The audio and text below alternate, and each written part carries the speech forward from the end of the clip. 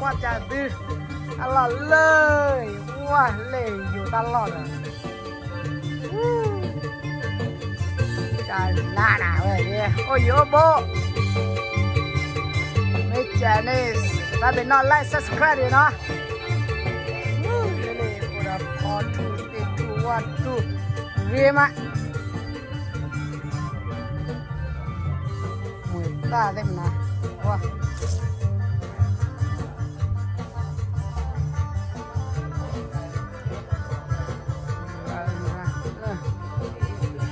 cao giờ là ta cao giờ ta tình nhà ô quê cao giờ là ta mà cao ta cao nhiều gì đó giờ là ta vậy qua cái này chăn nào lo cứu rồi nha ăn lo xì xì มาทำทำไมกันแล้วดีพี่น้องเอ๋ยขอขอบใจไว้ถ้าเป็นพี่น้องนะฮะยังมีอยู่พี่นี่ก็ได้แต่เห็ดหอมว่ามีแดงปับเลยปับพี่หรือเปล่าไม่แดงสดใสดีได้เติมสีมันเดิมเอ้ยเอ้ยจ้ะ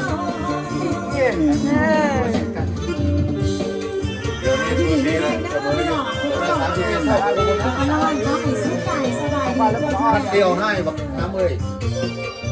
นี่ตัวบักแค่นะเดียวนะ31 เท่าได้เยอะเนาะ31 เท่าซี่เลยดิปั๊บเลย31 เท่ากูก็ตกมือเลยไปก่อนไม่ย้อนการกินคนเดียวเลยกูบอกเดี๋ยวมันจะแตกเนี่ย เยี่ยมเลยมันเบี้ยวน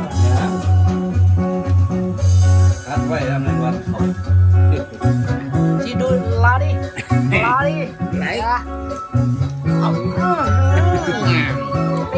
ร่อย อะไรนะบอกแล้วไม่เชื่อกินไม่ได้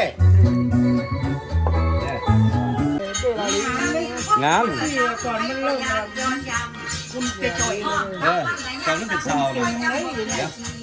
มันบอกงามนะไอ้น่ะติ๊กนี่เขาติ๊กพ่อตัวเอง300 ล้านติ๊กนี่พ่อเองแล้วมึงพูดกันเลยมั้ยได้โชว์ก็สงสัยที่พ่อพ่อเลี้ยงคนนี้แล้วมึงคือบอลไฟกูพ่อไปซื้อเครื่องเอาวงเครื่องเขาวงว่าบัดบุญนี้ก็ไม่พอโอ้ยมาเรื่องโอ้มันจะบางเรื่องเนาะว่าบกเกี่ยวดอกเรื่องคนนี้นะยัดหัวมันต้มเอาคือว่าบุญนี้ผัว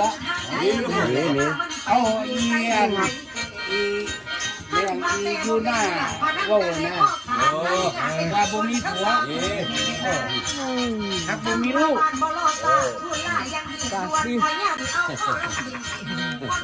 มันโทรมาซ่าเนาะโทร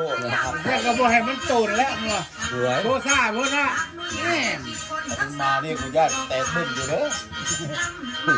เอาลองเพลงแล้วฟังแล้วอย่าเพลงว่าจะโอ้กูไปก้อนเลยหมอแล้วว่าฟังเพลงมันไม่นั่นนักเลยโอ้จิตถึง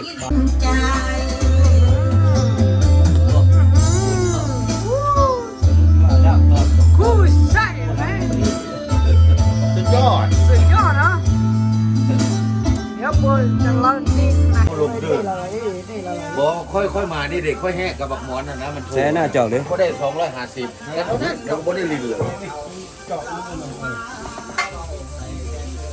มึงกินนี่นะผมเป็นสิไปอยู่โรงงานมึงไปสแต็กโรงงานมักขนาดนี้ป๊อกตัวพ่อแมวนี่มั้งกินเหล้าเนี่ยมั้ยโอ้โหทุกเบรกเลยเหรอมึงฮะโอ้นี่นะด้วยลูกพี่แล้วไปคนเอาเจ้าเบียร์เราเอาบักเดวิดเอาให้เดวิดแบนนึงซ้ำนี่นะให้ลูกพี่เอาให้ไว้ซะเบรนทุกเบรเลยเนาะก็หัวปุ๊กตาที่ตาเขาหล่อ เป็นแต่ตาโคโล ย่านมันด แท้เขาญาติด ำดำอยู่แล้วอัน เขา ไป เป็นพ่อจิตใจชิค่ะ ไปเฮ็ดให้เฮ็ดน้ำมันก็ดำอยู่แล้ว ทั้งเขา พูดบ่นี่ กูจิตทั้งกูว่านี่ลงว่าคือทั้งหัวคือหัวสุดเฮ้ย คันเป็นตึกเพชรเลยนะ ดัง โอ้ญาติแม่วัดมันกัดข่อยขนาดโคตรบุนุ่มเช่ากับเชื่อกันยัง เล่นเนี่ยหาเลออยู่ก่อน